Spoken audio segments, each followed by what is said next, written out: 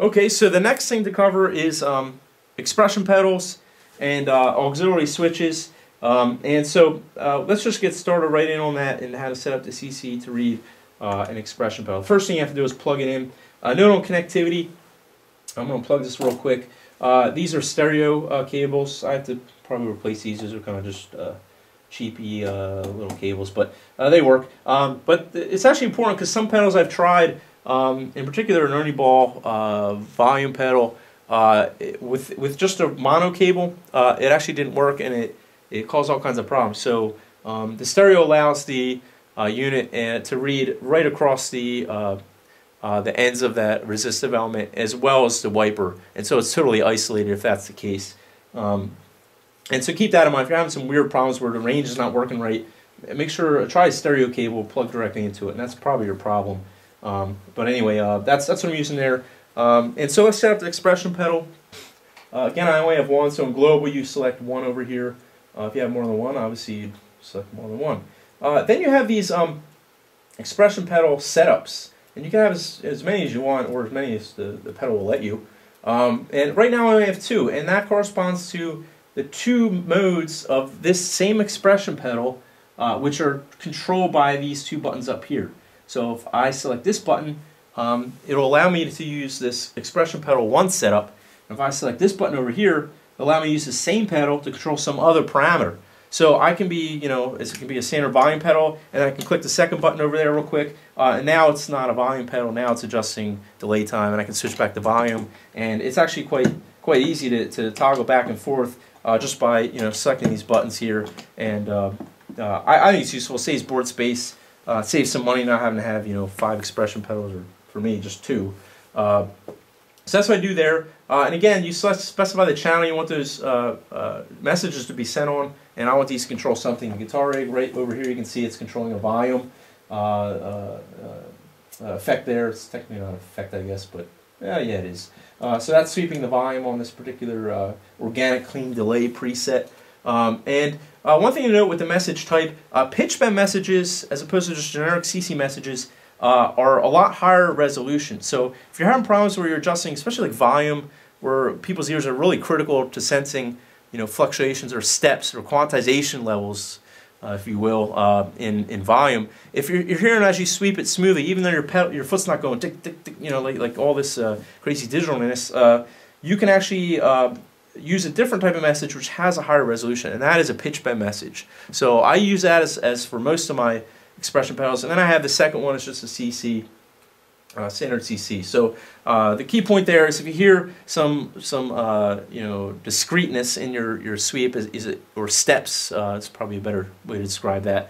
You may want to try a different message where you'll get better resolution, and it'll be a lot harder to hear those steps as you sweep the effect. So I haven't had a problem. It's been very consistent, at least in Guitar Rig. I don't know if they're doing any type of interpolation there, but the volume sweep is extraordinarily smooth, and I can't tell for the life of me. But then again, I'm using a pitch bend type message. Okay, so anyway, you would select that there. The CC number really doesn't matter. You can pretty much put whatever you want. I don't know MIDI well enough to memorize all the particulars of which data you're supposed to send, but I've had no problem just keeping it at the default 0.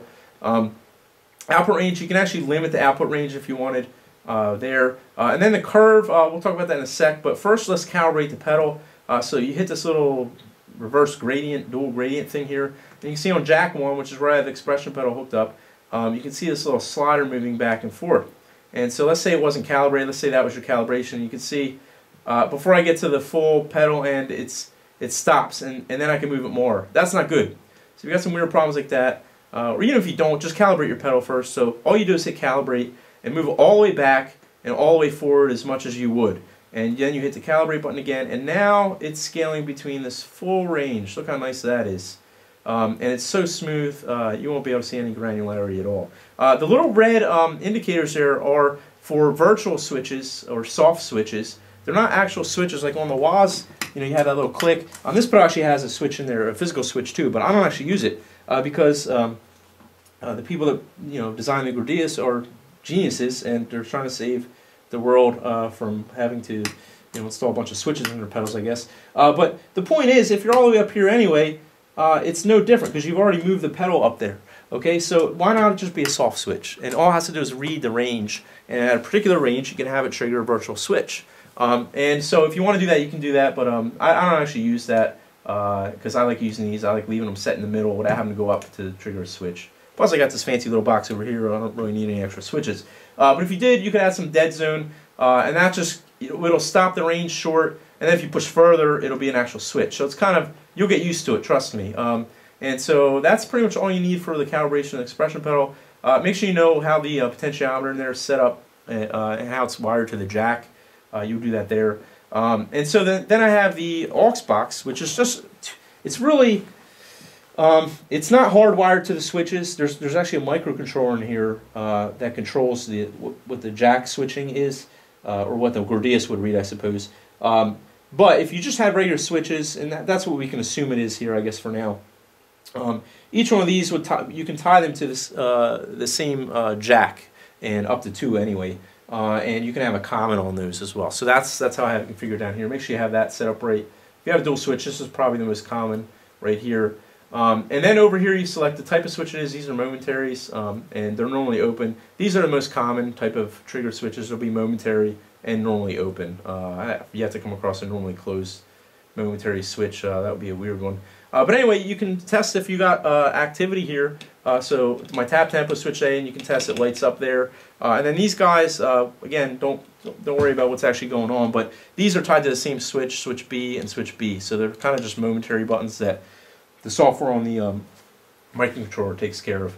So that's how you set those up. And the next thing to talk about is the sweep curve for the expression pedal. So you click this guy here. Oh, this is cool. We'll talk about that in a sec. But you notice I have over here, I selected curve 2. This is curve 2. Since this is a linear potentiometer inside this expression pedal, I want it just 1-to-1 ratio. So to get a 1-to-1 ratio, you got the y equals x going on, right? So all you need to do is have a straight line going up here, and that's a linear curve. They've added this nice little thing where you can actually slowly make it more logarithmic or more anti-logarithmic. So if you have a expression pedal, or if you have a volume pedal that you want to use as an expression pedal, what you probably want to do is pull this to the anti-log. And conversely, if you want to use the expression pedal as a volume pedal, you probably want to go over here a little bit. Although I'd be warned about that. Some software programs like Guitar Rig, it seems like they already make it logarithmic.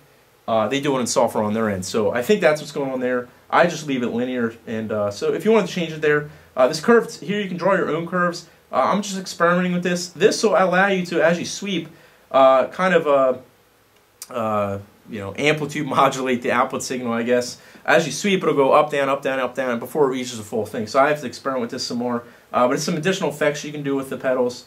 And you can make all kinds of weird, wacky curves here with this drawing tool. So I have yet to try that. It's probably going to be horrible, and I have to modify it a lot. But anyway, that's where you draw your own curves. And that's pretty much it for pedal setup. So let's cover real quick how to actually enable pedals. One thing I forgot. By default, put one of these in the default pedal expression assignments here, and it would either be any of the ones you've added over here, and you hit plus, and you'll get the option to add which one you want to be the default. And what that'll allow you to do is it'll say for any of these presets, if you have no change here, this, for example, if I just pick let's go back to our organic delay or whatever we're calling it. No change means it's going to use expression pedal setup 1 by default. Okay. Now here's where it gets wacky. I have a stompbox preset set up here, and what this does, look, it has no. Let me go to the patch setup first. Okay. This stompbox patch has no messages being sent. Nothing. It's essentially a dummy blank, patch, and it's kind of like, well, what the hell? What good is that? Well, I'll tell you. When you actually enable it in here, since the preset setup allows you to add, not only additional patches but expression pedal setups, you can actually click this activate listed, and then that second expression pedal setup, which is this guy right here.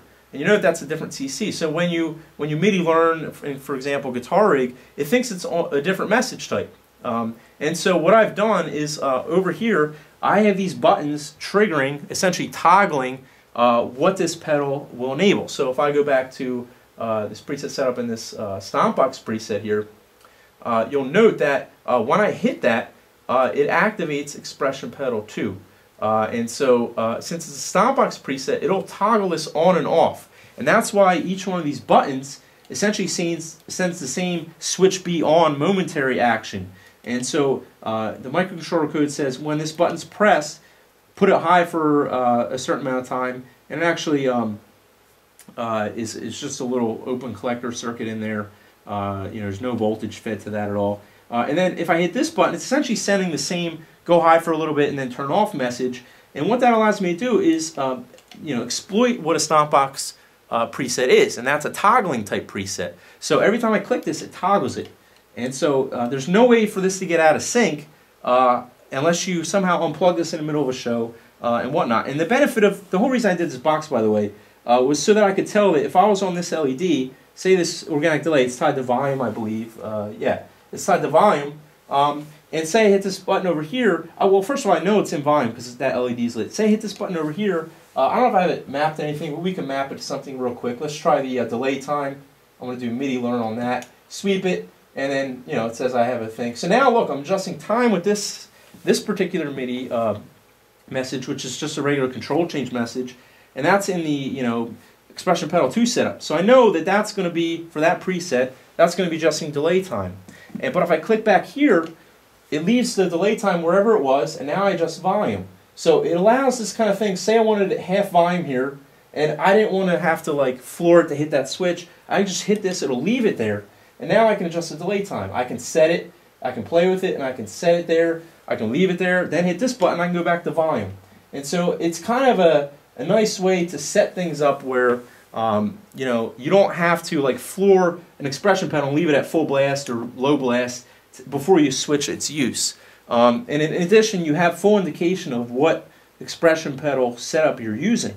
And this was very important to me because when I was trying this before without any type of indication, and really this is the only reason I have the microcontroller in here, is because I wanted some active state for what mode I was in. But essentially it allows me to know that usually I have volume tied to this first chain here, but if I'm in the midst of something here and I leave it alone for a while, if these LEDs weren't here, you would be hard-pressed to remember what that would adjust. So if you hit that pedal and it's adjusting something you don't want to adjust, you could have a messy situation on your hands. And so this just allows you kind of just it to be a little bit more foolproof, and people that have bad memory like me, just not make mistakes.